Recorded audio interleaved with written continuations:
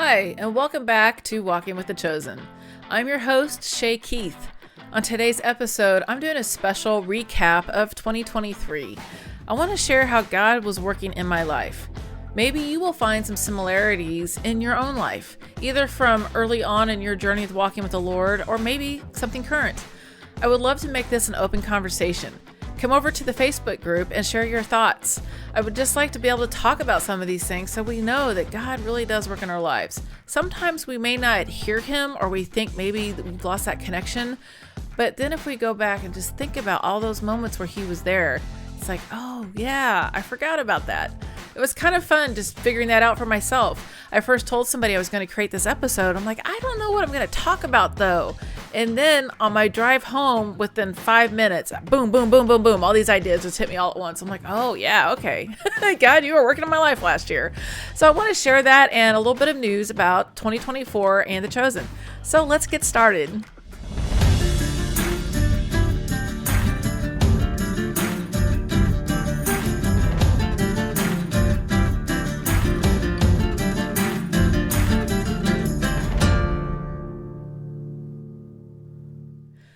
These kind of episodes can be the most difficult for me to create, mainly because I am being vulnerable with you. I'm sharing parts of my life with the world. I'm talking about how God speaks to me or whispers to me or just nudges me. And I think that these are fun things to share, but they're also important because maybe it helps other people understand how God might be working in their life. Before I jump into all of those things, I just wanted to quickly announce about Chosen for 2024. If you hadn't heard the news yet, Shahar Isaac, who plays Simon, has been kind of MIA for a while when it came to Chosen Con, and even when they did the walk on the teal carpet last week for the premiere. And people were questioning, like, where is he?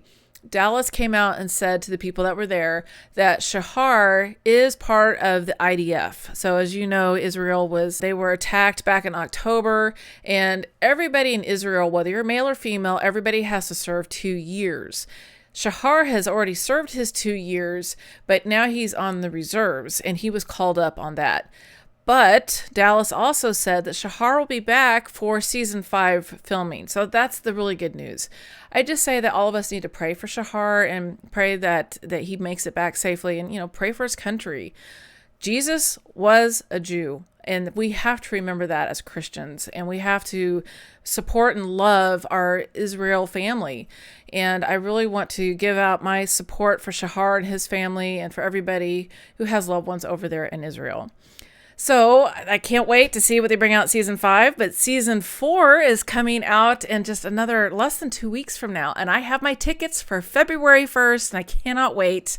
I might sneak on here and do a couple episodes about season 4 during the month of February. But if I do that, I'm not going to do spoiler alerts. I'll just talk more about like how the show made me feel and things like that. But I do have the plan to work on seasons 2 and 3, and I'll probably do season 4 maybe around, it'll probably be March to April when I finally get into season 4. So I'm going to be a little bit behind, but going forward, I'll be able to keep up with the seasons for 5, 6, and 7. And I'm excited to get back into watching The Chosen. I really miss watching it. I've been so busy lately. I haven't been going back and watching all the seasons. And I've seen season 1 I don't know, 6 times, 10 times. I don't even know anymore. I lost count. Season 2, I think I've seen almost as much as season 1, but season 3, I've only watched maybe 3 or 4 times. I haven't watched it nearly as much. So it'll be fun to get back into season 2. And I already know season 2, as it starts off, is a tearjerker for me. And I when I first saw that episode, I wasn't saved yet. I wasn't born again. I didn't know why that episode made me cry so much. And it still does. And I cannot wait to watch it again. I'm like, oh, that's going to feel so good to cry because those are good tears. But season 2 will be coming up next after I do my recap for 2023. And I can't wait to start bringing those back to you as well. So let's jump into how has God been working in my life in 2023. And this kind of leads into what he's going to be doing in my life in 2024. None of these things necessarily stop just because it's a new year. once I started thinking about what did God do in my life in 2023, somebody had made a comment to me that they thought I had changed a lot, as in, you're a new Christian, you've only been following the Lord for a couple of years, and there's been this rapid growth in you. And they were surprised because when they looked back on their own life, they thought that it took them a lot longer to get to where I'm at today. For me, I don't feel like I'm anything special. Maybe because I'm really diving into the Word and I joined the Bible study that this women's group is, and I'm a leader in the life group. Maybe all those things makes people think that I'm further along. But for me, I still feel like a baby Christian. I have so many questions. I'm still trying to put all these pieces together. And I enjoy the process. I enjoy learning. I enjoy reading the Bible. And because of all those things, I'm really trying to do God's will. I want to make sure that I'm living the life that He wants me to live. And help spread the message of who Jesus was and is. So I think all of those things make up who I am today. But specifically, there have been a few key points that I noticed in 2023, and I just wanted to share those with you. So first off, one of the big things was starting the podcast for Walking with the Chosen. What you don't know is that Daryl Eves' episode was the very first episode I actually recorded, even though I didn't release it for several weeks or months after I started recording the Chosen, Walking with the Chosen podcast. But Daryl agreed, I think it was in December, he said to reach out to him like the first or second week in January, which I did, and then we recorded shortly after that. And that was a huge moment for me to get to speak to somebody at his level, a producer of my favorite TV show. It was pretty exciting, and I enjoyed talking to him. So that was a big thing for me. I felt like God put this on my heart to do this show. And because of that, I got to talk to Daryl Eves. Another big thing that happened for me was that I was a life group leader in 2023. I belonged to a different life group in 2022. I had great leaders. I met one of my closest friends in that group, and she and I just felt like we needed to help multiply the life groups. So we branched off and started our own, and then we started off very small, and now I think this year we're going to have 16 as of tomorrow when we go back. And I'm excited to have that life group. I'm excited that God put that in our hearts, and I need those people in my life. I need good Christians to help support me and encourage me and remind me of how God wants us to live. So that was an exciting moment. And then I also became a volunteer at my church, which happened about the same time. I guess that happened a little bit before I became a life group leader. They were looking for volunteers, and what I wanted to do was maybe work with the tech as the music and the audio, or I wanted to help with their podcast. But as it turns out, where they really needed me was to be on the greeting team, working in what we call the hub. The hub is a small room we have where we keep free Bibles that we give away and then free gifts to anybody new at our church. And our church has been growing, so I get to meet a lot of the new people that come into church, and I get to spend a little bit of time with them on the Sundays that I volunteer. Next, I also learned about what it means to set up boundaries in a dating relationship. I had a surprise, the dating thing. Like, I seriously was not looking to date. I didn't feel ready to date. And I really was focused on God and reading my Bible. And this person showed up in my life at just the right time. And he was Christian, and that was good. But the relationship didn't last long term. It lasted for a few months, and we're friends now. But it just was one of those things. It just wasn't quite right. Maybe the timing wasn't quite right, or our personalities just weren't correct for each other. But I still had some really good God moments in that relationship. And it also taught me how I feel like God, the kind of relationship I think God wants me to have. And it helped me learn to establish boundaries. And it was something that he brought to the relationship. He's like, we need to understand what our boundaries are as we are dating. And I never thought about that before. I didn't know that you should have a boundary in your dating life, but especially when you're trying to live a Christian life. There are things that are said in the Bible that apply to Christians. And in this day and age, I think many of you will kind of know what I'm talking about here. It's very hard to live differently, where you don't live as the world does, but you live as Jesus wants you to live. And when you're dating, it's a struggle. And those are just things that I'm learning about. And I know that next time I get into another dating relationship, again, I'm going to pray that whoever comes in my life is somebody that God brings into my life, and that it can be based on God first and then us second, and that we can set up good boundaries so that we both honor and respect each other, and of course, love God most of all. So that was a really good learning process for me, and I look forward to the next time I have that opportunity. One of the words that I used to hear a lot talked about kingdom impact or building the kingdom. And when I first heard that as a new Christian, I had no idea what that meant. And over the time of last couple of years, I'm starting to finally understand that building the kingdom is, building God's people, helping spread the word of the gospel and helping people come to Jesus, because he wants his big, beautiful kingdom up in heaven with all of us, because he loves all of us, right? But I didn't understand what that meant. And finally, it just dawned on me a couple weeks ago that when my pastor was talking about the kingdom impact, I'm like, oh yeah, I guess I finally figured out what that meant this year. It took me a while, but I'm catching on. I'm a little slow learner. Learning how to hear God's voice, even though that's not always the easiest thing to do, because there's so much other noise happening around us, from other people, from things that we hear, music, TV, news, friends, everything, right? I have to learn how to shut out the world so I can really hear God and lean in and really try to listen. And I think that I've heard him some this year, especially on a retreat that I went on, which I'll talk about here in a minute. I just feel like God sometimes has reached out and I've been able to hear him, but it's still very, very hard for me. Like people say, listen for that still voice. And I try. I'm still trying to figure out what's my voice and what's God's voice. But I do know that God has been working on me and trying to help me to hear his voice better. And one of those ways is another bullet point I have on my list here in front of me, which was to get up early in the morning. I set a date and time to meet with Jesus every morning. Now, am I perfect about it? No, I struggle to get up in the mornings. I'm a night owl. But I did really well last year, and I was up a lot where I would just get up and I would have different reading plans. I use the YouVersion Bible app a lot, so I find plans and I'll follow that.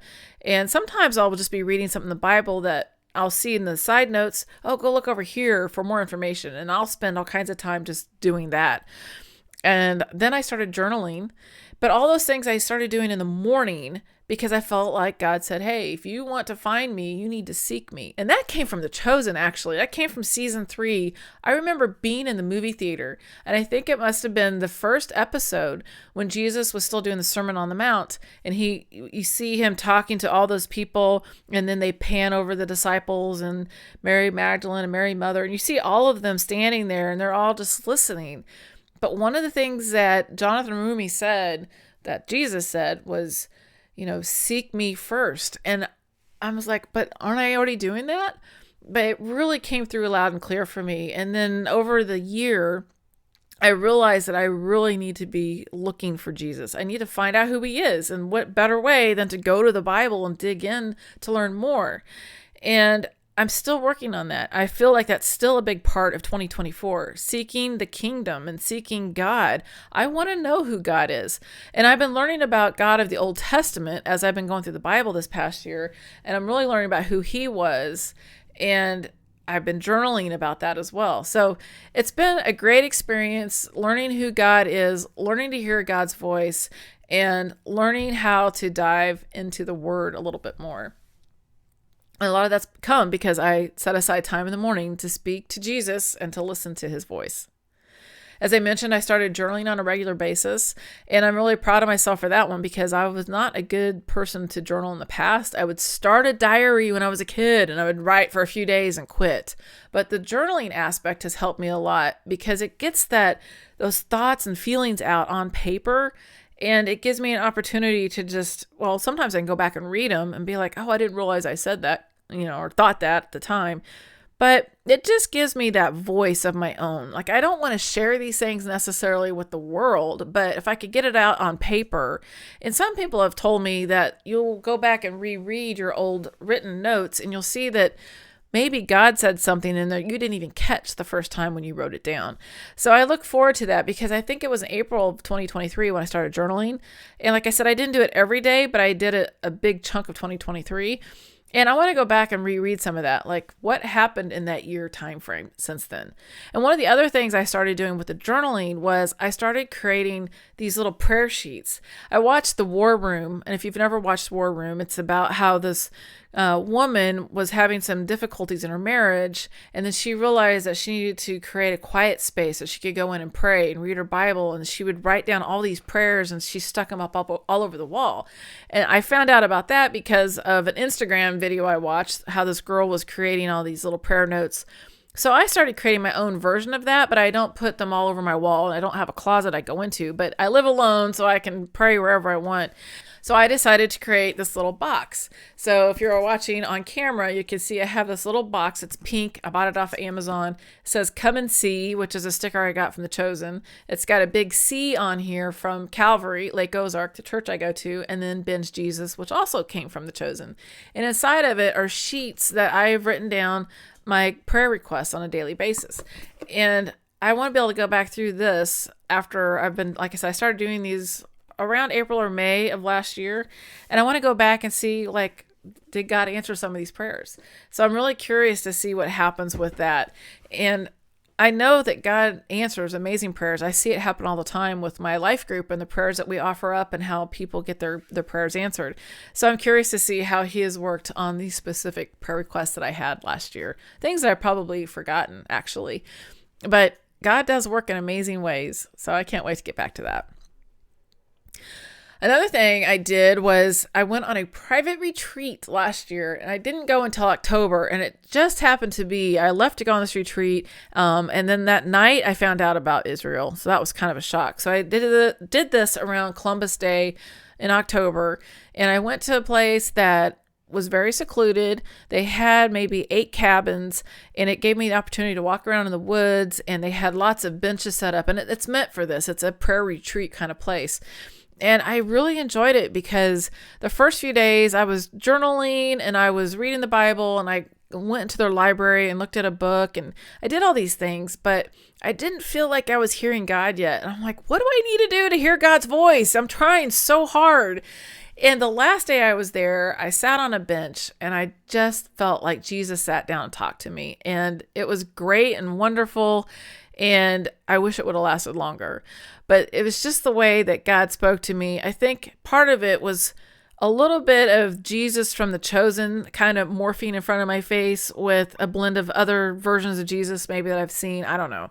I don't know who he was. I mean, I always wonder, I hear people talk like, I saw Jesus, I had a dream, or I died and came back to life and I saw Jesus. They never really describe what Jesus looks like. And maybe that's because he's really hard to describe, you know. Jonathan Rumi's probably as close as I can come to it. There, you know, had dark hair. He was wearing kind of an off-white color robe with, I believe it had a blue sash over it, I believe. And I thought, well, maybe that's because I saw that in The Chosen, maybe. I don't know. I don't know where I got that from, but it was still pretty cool. I wrote all these details down in my journal, but it was a very special moment having a conversation with him, answering some of my questions. And there was another time in the car, now that I think about it, that I prayed and prayed and prayed to Jesus. And then I realized, you need to shut up and listen. So I actually said that. I'm like, okay, Jesus, I'm sorry. I don't give you a chance to speak. I'm just going to shut up and be quiet now. And as I continued driving, I felt like I had this download put into my head, and I was crying, and I was just like, oh my gosh, he is really talking to me. And these things were so important and so moving. And again, I wrote those things down when I had the opportunity, and I hope I didn't forget a lot of them because it was important to me. It's like I felt like God had to be telling me these things to give me reassurance and comfort and help me strengthen my faith. And I just look forward to the day that I actually get to meet Jesus in person, because it's kind of fun having these moments, but I want more. And as you know, I went to ChosenCon in 2023, and I think that was a God thing that he encouraged me to go and made a way for me to go, that I could afford the hotel and the flight and the time off from work. And it just worked out the way it needed to. Met many fantastic people, had great conversations, met some of the actors. And again, I feel like that's another way that God was working in my life. Things that I've noticed closer to home are how the conversations have changed with my family, my parents, my oldest brother. And when my other brother, I have 3 older brothers, And my oldest brother lives in the same town as my parents. And then my youngest of the three brothers, he lives here at Lake of the Ozarks where I'm at part of the time. And then he'll also live in Kentucky, and he lives in Sweden because they bought a house in Sweden. So they kind of bounce all over the world. And he and I are on the same page, I think, when it comes to Jesus. They were the ones that were praying over me and hoping I would get saved. And they were the ones that encouraged me to reach out to Jesus when I was at my lowest moment. And we have lots of conversations about Jesus to this day. We'll go out Friday night for Mexican food, and we have a lot of godly conversations. And that was something I also noticed in 2023, is that a lot of the Christians, like my friend would come over and we go swimming, and we'd be out in the lake, and all of a sudden the conversation ends up back at something we heard at church or some other Christian thought, something about the Bible or something about The Chosen. And I would go visit a different Christian friend. And again, conversation always comes back to God. I never had those kind of conversations before I was a Christian, before I was saved. I called myself a Christian, but I really wasn't, because I wasn't following Jesus. I wasn't trying to be more like him. I was just trying to do the right thing. And yet, now that I'm a follower and a believer and I'm born again, anytime I hang out with these Christian people, the conversations always come back to God. So my conversations with my parents have definitely become more about God. I think part of it is they're concerned for me because they're Catholic and they think that I'm missing out because I'm not going down the Catholic path. But we're still talking about God, and I share things that I've learned, and then my dad asks me questions, and it's pretty cool. I even heard my oldest brother come over recently around Christmas or something, and he was talking to my dad about the Book of Psalms. And I thought, wow, this is different. Our family didn't used to just have open conversations about Jesus or the Bible at all. And I'm glad to see things moving that direction, because we're not promised tomorrow. We don't know how long we will be here. And I know that all of us Christians who are saved want all of our family members to be saved. And we all want our family members to trust and surrender to Jesus and realize how important it is that he died on the cross. But I think God wants me to keep having these conversations with the family. And my brother, when he's home with me, he will also have the conversations. And then, of course, we'll have lots of conversations in the car. So I know this is a kind of a very long bullet point, but I guess I just wanted to point out that God's working in my life in that way, that he wants these conversations. And this even flows over to my ex-husband. We were not saved back then, and I don't know if he's saved now. I don't think that he is, but he is having conversations with God. So I know that's a step in the right direction. And I felt like this was put on my heart when our anniversary rolled around in September. I thought, we used to be really good about what is this anniversary? We're going to give a gift for this thing. So the one year that it was a Copper anniversary, so I bought us tickets to go to Copper Mountain in Colorado to go snow skiing with the family. And another year had something to do with wood. So my ex-husband built the saddle rack for my horse's saddle. And he is not a person that knows wood. He's a guy who works with machinery. So it was a really cool surprise gift that he made for me. And I thought, well, what can I give him? We're not married, but we're friends. And for some reason, I felt like I need to give him a Bible. So I got him the same Bible that I have, except in a more manly version. I have this pink and gray NIV Life Application Bible. And I've learned a lot from this because it's got so many details in here. So I bought one of those for him. And then later on, I thought, he hears me talk about The Chosen all the time. I try to convince him to install the app and watch it. And, we used to watch other shows together. He and I both like the same kind of TV shows. So I thought maybe I could convince him to watch The Chosen. So back when they had that Teal Tuesday, I bought him all 3 DVDs. So he has them, but I don't think he has watched them. However, I'm just going to keep trying to spread God's word to everybody. And The Chosen is that vessel for me. I wear my Chosen t-shirts and people see God on them. They'll see my Rabbi Walks on Water. They'll see the shirt I have on right now with Peter says, "Don't let me go." Or, all these different things that we wear, right? We're Chosen fans. We have all the clothing. And it's my way of opening up the door to conversation. So whether it's my parents, my siblings, my ex-husband, new friends I haven't even met yet, I go to a conference and somebody asked about that t-shirt I just mentioned, there's opportunities for me to spread the word and build the kingdom for that kingdom impact that we're supposed to have that I just learned about too.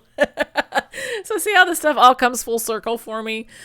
It's just amazing. I just feel like God has been pushing me, loving on me, and encouraging me and supporting me. And every time I get frustrated, I'm just like, God, you're going to have to help me through this one because I don't understand what I'm doing. I don't know why you want me to do this. Yeah, it's always a challenge. There's so many things there to help grow and get to the next level. Another thing that God did for me in 2023 was he put discipline on my mind and my heart. And that came about from the life group from the year before. And it just really stood out to me and I couldn't let it go. And I know how people like to choose a word for the year to follow, and discipline was mine. I needed to learn how to be more disciplined with how I eat, for instance. I tend to eat way too much food, and I eat way too much junk food, and I go out to eat too often. So I started doing fasts last year, and I thought it was easier for me to do a fast because I was doing it for God, and that helped pull me away from the addictions that I was dealing with. It didn't make them go away, but it started teaching me that it is doable to pull myself away from all these foods that I like to eat. And he gave me discipline on, exercise. I didn't do much exercise last year. I had a lot of back issues, and this year I'm finally getting back into the exercise too. But discipline, waking up in the morning so that I can read his word, discipline in my day job, that I stay focused on the tasks at hand and don't allow being at home to be a distraction for me. There's so many ways to be disciplined in our life, and I just feel like God really put that on my heart. One of the biggest things that God did for me in 2023 is a good and a bad thing. It was a little bit of a tough summer because the person I was dating, we dated for a few months and then we broke up. And that I really struggled with because it brought back a lot of feelings of going through the divorce, especially because when I went through my divorce, I had a lot of close friends that were friends for me and my ex-husband. And when our divorce happened, of course, your friends get kind of caught up in that turmoil, like, who am I going to be friends with?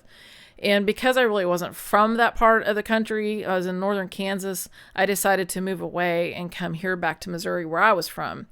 And it was probably the right decision to make. But it was a tough summer, that summer that our divorce was being finalized, because he was bringing his girlfriend down, and then I was seeing somebody at that time, and I would bring him around, and we both just didn't really want to be around each other because it was just very uncomfortable, which probably made everybody else uncomfortable. And I felt like I lost a lot of friendships that summer. And then I moved here to the lake, and I had all these great friends. It was so amazing. I was so welcomed. But these people weren't, they would call themselves Christians as well, but they're not following the same path that I'm following. And something that God put on my heart on New Year's Day, when I had partied way too much the night before, I realized God, going back to the discipline, he was like, you don't need to be drinking like that. And that was one of the first fasts I did, was I gave up drinking for several months. And it was hard because I enjoyed going out with my brother and sister-in-law. We might go to this one restaurant. They have all these beers on tap, and I don't drink beer, but they have apple cider, hard apple cider, and I really enjoy the taste of that. So I like to have one. Well, when you're on a fast and you gave it up, you don't get to have one. Or we go to the Mexican restaurants, and I love a good margarita, but if you're on a fast, you're not going to have that margarita. So that was one of those things that God wanted me to be disciplined about. But it kind of put a separation between me and my friends who are more of the world than they are of God.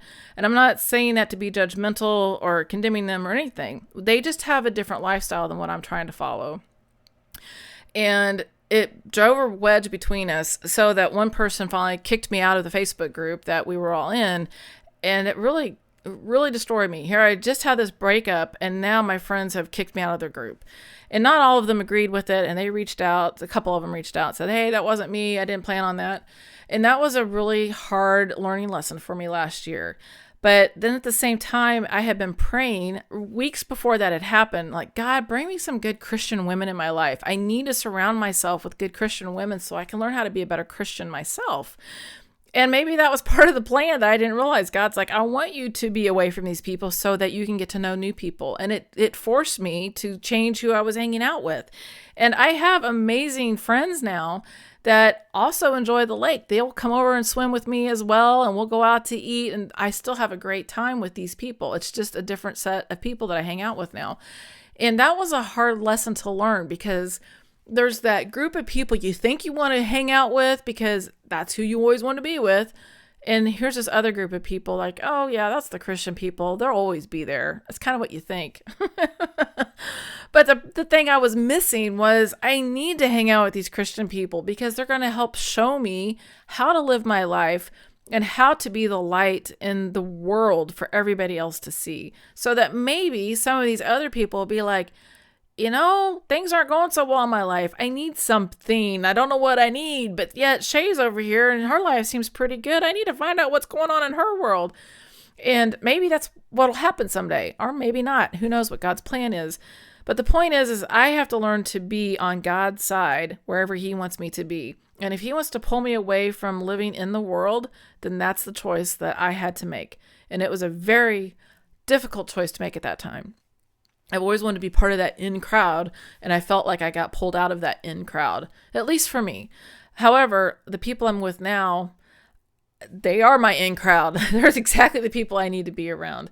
And I've just been so appreciative to get to know more Christians, and I've enjoyed their company and their support in my life on a weekly, daily basis. Whenever I see them, they're always there. And if I need something, I can count on them. And it's just been wonderful. It's really what I needed.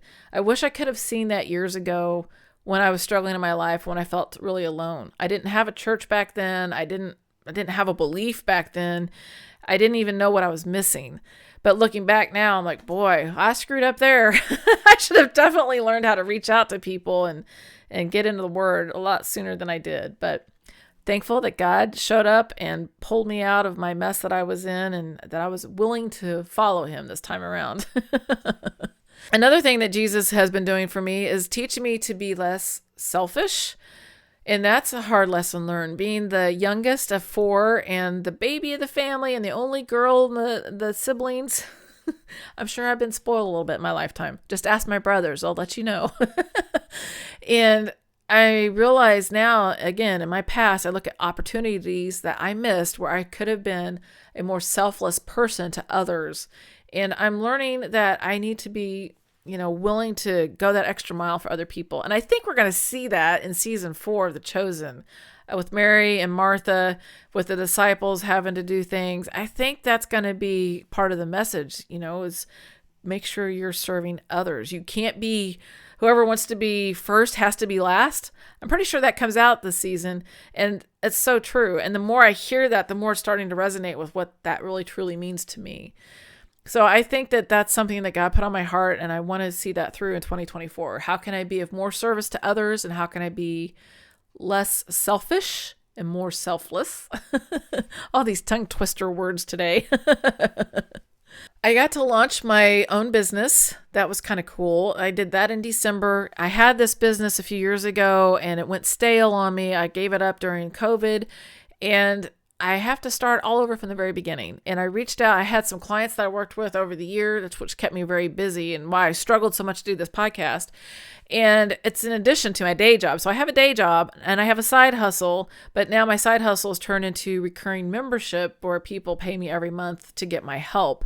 And it's exactly what I want to do. And it does allow me to be of a service to others, right? It's that sacrifice. Yes, you get paid to do this, but at the same time, you're sacrificing your time to do the work to help other people. And I enjoy it. I love talking to them. I love helping them with their questions because it makes me feel good. It's like, oh yeah, I know exactly how to fix this problem. And if I don't know how to fix it, I know how to research it and provide the best answer to them. So that was kind of cool that I got to launch that in 2023. And I'm excited to let God help me let it grow in 2024 so that it's a sustainable business and that I can bless others. That's what I'm hoping to do with it. I want to be able to have a business that grows so that I can bless others with whatever income I bring in. Another thing that God helped me do was to build a lot of relationships with people, both online and offline. As I mentioned earlier, I built a great group of Christian friends here at the lake, and I'm so thankful for that. It's a very large group of men and women, both couples, a few singles, and it's just been amazing. I'm so thankful for that. And that's one side of it. But then I started this Facebook group for Walking with the Chosen, and people are starting to come in, people I didn't know before. And it's nice because when they join the group and then we have conversations, and I have some of them that message me privately and they ask for prayer requests. And by the way, if you have prayer requests, please join the group and share that, because that's what it's for. It's for us fans who love this show and are just looking for more when the show's not being aired because it's in between seasons. I want to be able to help people. I want us to help each other. So come join Walking with the Chosen Facebook group and be part of that and share your prayer requests, share your thoughts on this episode that I'm doing, like how did God work in your life in 2023? And let's build up that community of people where we feel comfortable and where we can love on each other. One of the things I hate seeing in other Christian groups, and I know this will happen anywhere and everywhere, and probably even in my own group if it continues to grow, is that when we get on some of these theological topics, those things that people can really be mean to each other. I'm like, where's the Christianity in that? We need to agree to disagree, just as in my own family with being Catholic and non-Catholic.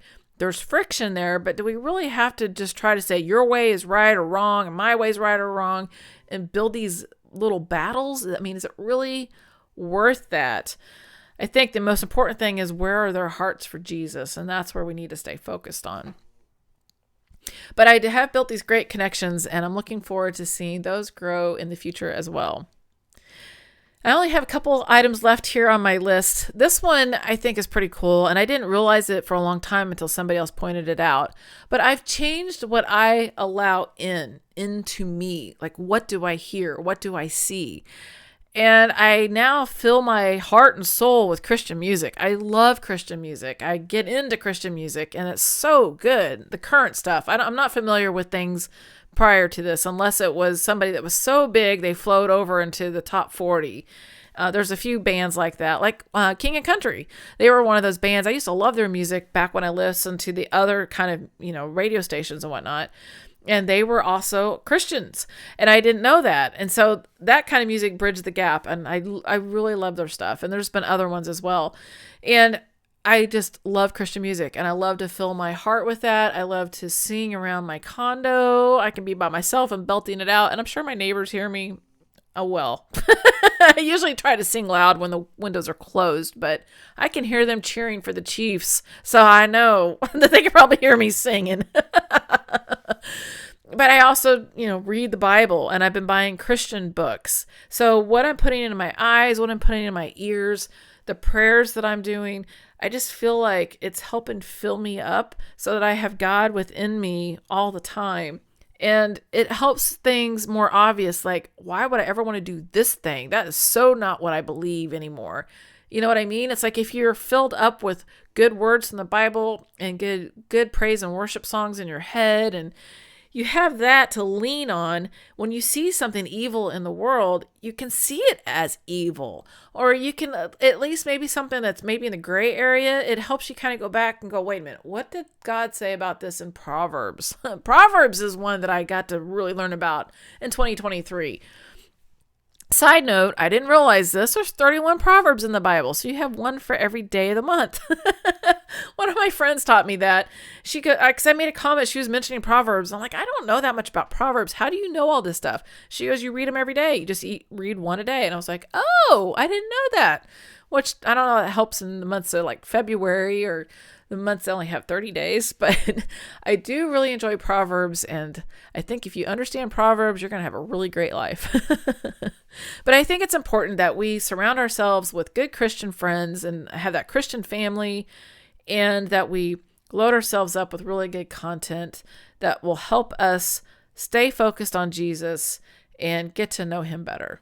And finally, the last comment that I have about 2023 is, and how I started the show, where many of the Christian people in my life have said that I've changed so much. I hope that's true. I hope that I have evolved from the person I was when I first moved here to the person I am today. It's kind of hard to see ourselves change. Like when we're gaining weight, we don't see the fact that our bodies are getting bigger and bigger until we get a picture taken one day and we're like, who's that person? And they're like, well, that's you. You're like, no, I'm not that big. There's no way that's me.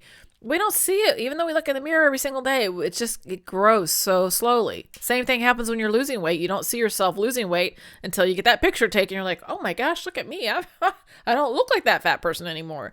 And I speak from experience. I know how this goes both ways.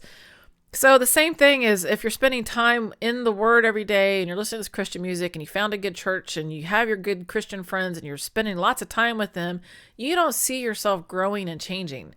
But they remember how you were when they first met you, and they know the kind of questions you had and how scared you were and how timid you were about talking about any of these topics and all those questions. I know I just peppered them with questions, and I still pepper people with questions because I want to know more. But I'm not afraid to read the Bible. I'm not afraid to mark up my Bible and put all my pretty little stickers on here that I added and all the colors that I put with all my different highlighters. God has been working in my life, and I've been open to that, to let him lead me. But one of the things that I wanted to say, because it's so important, is that one of the reasons why I've changed so much, is because of these same Christian people who've said I've changed. Because I was looking up to them.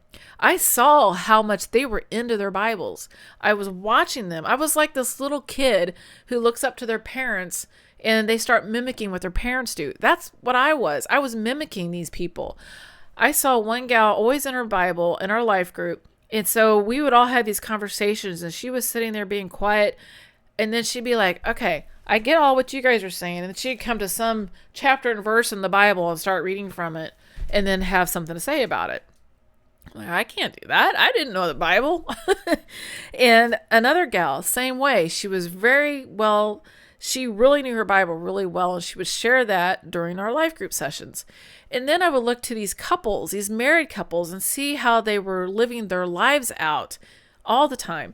There's a couple, and I know they listen to this podcast, so this is for you guys. You know who I'm talking to. When I was in Colorado with them, and we were going to a Christian podcasters meetup, and they asked if I wanted to ride with them in the car, and I'm so glad I did, because it was interesting to sit in a car with a Christian couple that have been married for years. He's also a pastor, and they were using GPS to try to get us where we were going, and they missed an exit. And the way they spoke to each other was so sweet and patient and respectful. And in comparison to maybe how my ex and I might have talked to each other, which wasn't normally horrible when it came to things like that. But sometimes, somebody gets really frustrated because they missed their turn and whatever. But this couple was so good about how they spoke to each other. I pick up on that. I'm watching that because it makes me realize I need to be like that the next time I'm in a relationship. And that's what I've learned from being in these life groups with the variety of people that are there. We have the older couple who have been married for 30, 35 years. And I have just watched these people, and they've just all helped me grow. I couldn't do this without them. They are part of that process. God put them in my path to help me learn. Even my brother and sister-in-law, I watch them. I see how they interact. I'm like, that's the kind of marriage I want next time. And these things are just so good. So if you don't have this Christian community to surround yourself with, you need to find it. You need to find a church that fills you up inside. I would say look for a church where you can find a pastor who does speak from the Bible. Calvary is known for speaking book by book, chapter by chapter, verse by verse. And I love it because they can't skip anything that way. And they're going to go through all that detail and explain what that Bible means. Find a small group to belong to so that you can watch other people, see how they interact with each other, see how they talk to you and how they talk about the Bible or talk about the pastor. And these are usually good things. I'm not talking about bad things. Hopefully they're not gossiping and things like that.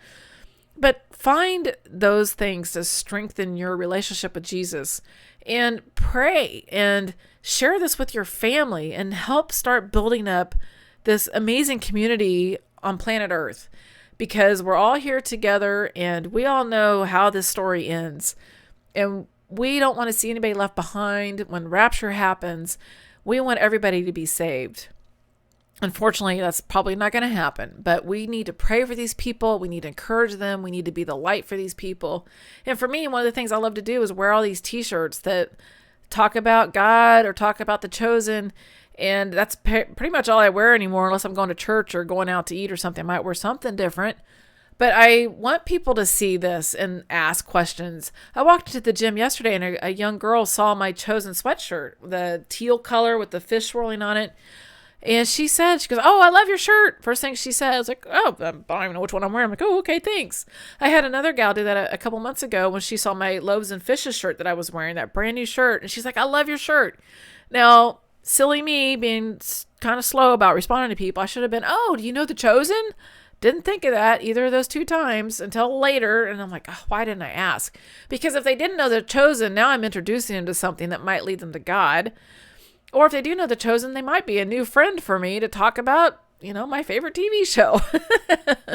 So we just need to surround ourselves with amazing Christians. And I just want to thank all the people who have supported me here locally and have encouraged me to do this podcast. And if you think that I have changed, it's only because you guys either prayed over me or you've just been a light for me to follow, and you've made great leaders for me. So thank you from the bottom of my heart. And thank God that He helped bring me here and lead me to all of this. He knew what I needed. And I'm so thankful for all that. And I'm thankful for my friends in Colorado. Getting to watch you guys interact in the car was awesome. So that's all I have as far as what God's been doing in my life in 2023. I actually recorded the show last night, and my computer decided to just totally delete my video, and I had to start over. And it was late. It was like 11 o'clock at night. I thought, I rambled on so much on that video. I was like an hour into it. And here I'm only about 45 minutes into it. So I'm a little better. I really didn't want to ramble. I wanted it to be concise. So I hope that it helps you think about how God was working in your life this year. And I hope that I was able to convey that in a good way. I do recommend, if you have never checked out YouVersion, the Bible app, definitely download that. I enjoy listening to the different Bible plans. Especially I enjoy hearing the Bible read to me as I read it in my book, because when I hear that narrator talk it through, it just really sometimes helps me understand it in a better way. And I really enjoy that process, and I enjoy reading all the different plans. That also is a way to help build my relationship with Jesus. So I encourage for you to try those things. Check out the Abide app. It's another app that I really recommend. I think it's great. It has those moments with Jesus. It has meditation. It's got sleep stories. It's also got a version of the Bible they'll read to you. The same people who do the meditations will also be the ones that read the Bible. And they've got some great voice actors. They're awesome to listen to. And I really hope that you get to see The Chosen in the movie theater coming out in February 1st, 15th, and 29th are the 3 nights. They'll be playing obviously for the week or so after that, but those are the opening nights for the first 3, the second 3, and the last 2. I think that's how they have it set up. They'll be long. The first 2 will both have intermission, I believe. The last one, I don't know if they'll have intermission on that last one. But it's going to be an amazing season, and they say bring a box of tissues for that. And I really would like to see you join the Facebook group, Walking with the Chosen. It would be great to get to know you, and if you have any questions about the show, or you like to just let me know you're listening, send me a message saying, hey, I heard your show, I enjoyed it, or I didn't enjoy it, or you need to shut up, or please don't tell me to shut up. That's a pet peeve of mine. But I hope that whatever I'm giving you here helps feed your soul so that you can also be a light for the world and spread the message, as we all are walking with the chosen. This is all what we're called to do. And I'm so thankful that God called us, and I can't wait to see where life leads all of us. So you can find me on Instagram. You can find me on Facebook, and you can send me an email at shay@walkingwiththechosen.com. I am so happy you were here. I know that this kind of went a little bit longer than I wanted it to, but I am so thankful that you took the time to watch or to listen, and I can't wait to get to know all of you each a little bit better. But until next time, keep walking with the chosen.